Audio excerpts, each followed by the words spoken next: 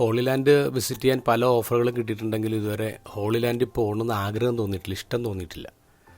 പക്ഷേ ആദ്യമായിട്ട് അങ്ങനെ ഒരു ഇഷ്ടം തോന്നിയത് കഴിഞ്ഞ ആഴ്ചയാണ്. ഞങ്ങൾക്ക് അച്ഛന്മാർക്ക് ധ്യാനമായിരുന്നു. ആലപ്പുഴ പിതാവ് ജെയിംസ് ആനവറമ്പിൽ പിതാവാണ് ഞങ്ങൾ ധ്യാനിപ്പിച്ചത്. അപ്പോൾ ഫ്രാൻസിസ് പാപ്പയെ കോട്ട് ചെയ്തിട്ട് അദ്ദേഹം പറഞ്ഞു, ഹോളി ലാൻഡ് 5th ഗോസ്പലാണ്, 5ാമത്തെ ഗോസ്പലാണ്. മറ്റ് 4 ഗോസ്പലുകൾ നമുക്ക് കൂടുതൽ മനസ്സിലാക്കാൻ പറ്റുന്നത് ഈ 5ാമത്തെ ഗോസ്പൽ വായിക്കുമ്പോഴാണ്. ആ ആഗ്രഹം ഇന്നത്തെ ഗോസ്പൽ വായിച്ചപ്പോൾ വീണ്ടും കൂടി. ഇന്നത്തെ ഗോസ്പൽ ഒരു ഡ്രാമാറ്റിക് ആയിട്ടുള്ള ഇൻസിഡൻ്റാണ്. ഒരു രാജാവിൻ്റെ ബർത്ത്ഡേ പാർട്ടി, അവിടെ രാജകുമാരി ഡാൻസ് കളിക്കുന്നു, സമ്മാനമായിട്ട് പ്ലേറ്റിൽ യോഹന്നാൻ്റെ തല കൊണ്ടുവരുന്നു. പക്ഷേ ഇതേ സംഭവം തന്നെ ബൈബിളിന് പുറത്ത് ജൂയിഷ് ഹിസ്റ്റോറിയൻ ജോസഫൂസ് പറഞ്ഞിട്ടുണ്ട്. അപ്പോൾ അതിൻ്റെ ഹിസ്റ്റോറിസിറ്റിയെക്കുറിച്ചാണ് സംസാരിക്കുന്നത്. മറ്റൊന്ന്, 1968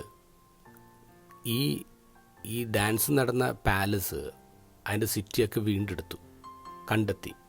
70 റോമാക്കാർ നശിപ്പിച്ച സ്ഥലമാണ്. മക്കാരൂസ് പറഞ്ഞ സ്ഥലമാണിത്. ജോർദാനിൽ ഡെഡ് സീയുടെ അടുത്താണ് ഈ സ്ഥലം.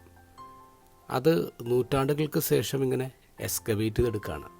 ഇപ്പോൾ കഴിഞ്ഞ 12 വർഷമായിട്ട് ആർക്കിയോളജിസ്റ്റ് ഡോക്ടർ വോറസ് അവിടെ വർക്ക് ചെയ്യാണ്.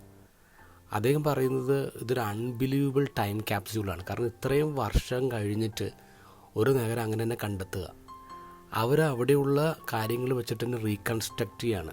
ബൈബിളിലെ ഒരു സ്ഥലം ഇതുപോലെ റീകൺസ്ട്രക്റ്റ് ചെയ്യപ്പെട്ടിട്ടില്ലെന്ന് പറയാം.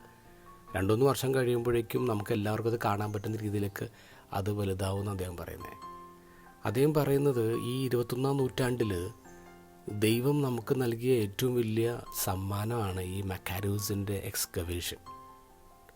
അദ്ദേഹം വീണ്ടും കൂട്ടിച്ചേർക്കുന്നു, there is no history without geography, without visible and visitable historical monuments എന്ന് പറയാം.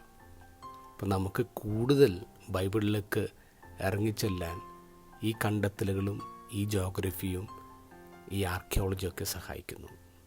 5th gospel.